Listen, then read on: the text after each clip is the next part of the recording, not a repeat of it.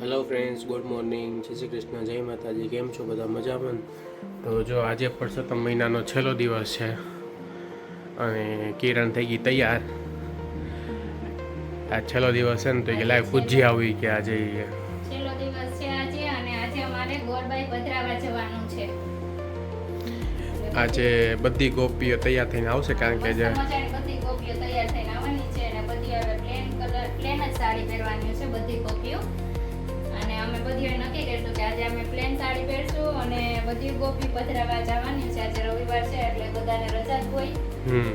અને પાછા મળીએ આપણે પાછા પરસોત્તમ મહિનો હવે તો ક્યારે આવશે તમને ખબર છે?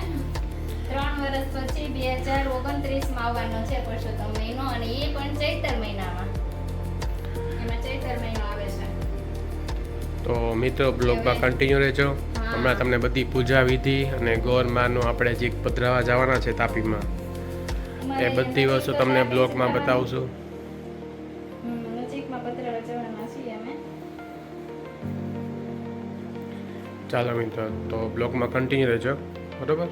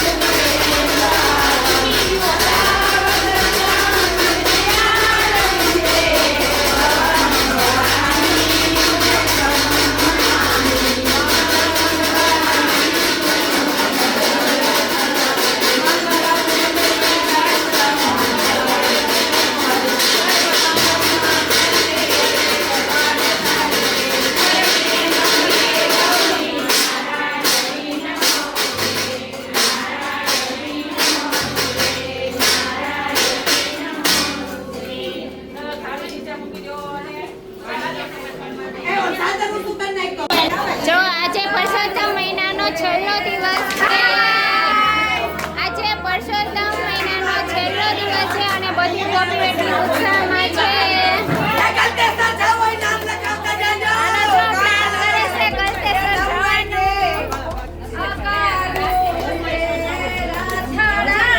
હવે તો પાછા આવતા વર્ષે આવશે પરસોત્તમ મહિનો. અમે જાય છે અત્યારે ગોરમાં પધરાવા માટે તાપીમાં કાંઠે.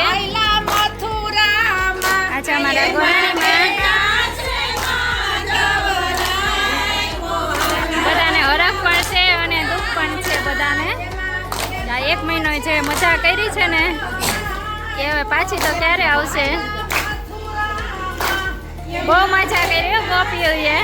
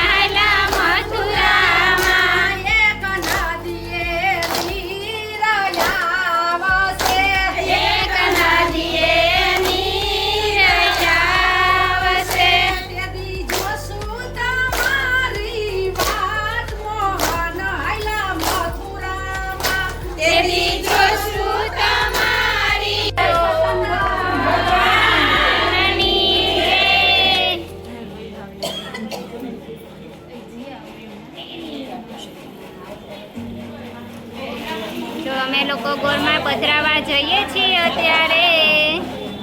શીતલને મૂકી હતી અમદાવાદ ગઈ છે. હા, પધરાવીને આવીને પછી પરસોત્તમ ભગવાન ઉત્થાપન કરી, બરાબર? હિમાલ ઘરે લઈ જવાના છે.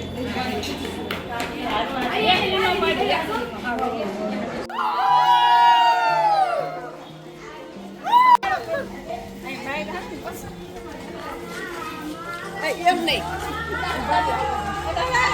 નીચે ઉતરી જાવ, નીચે ઉતરી ભરાઈ રહે, કપડા ભરાઈ રહે તમારા.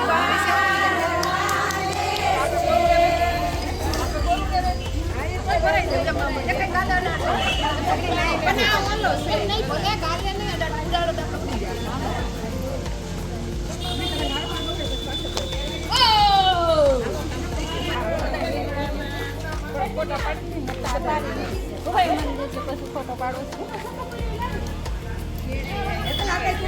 મારો પાડી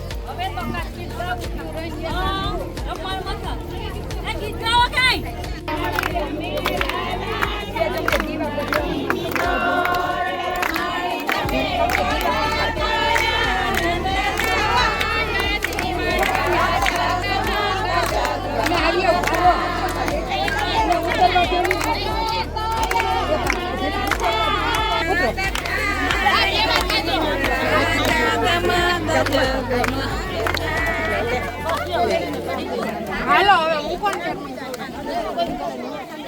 આયા સપલા મારા આમ મૂકી દે ને પહેરી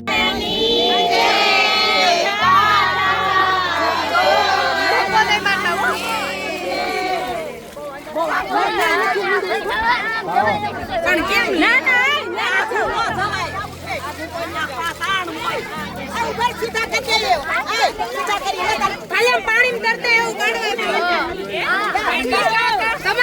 જગ્યા કરો, થોડી જગ્યા કરો.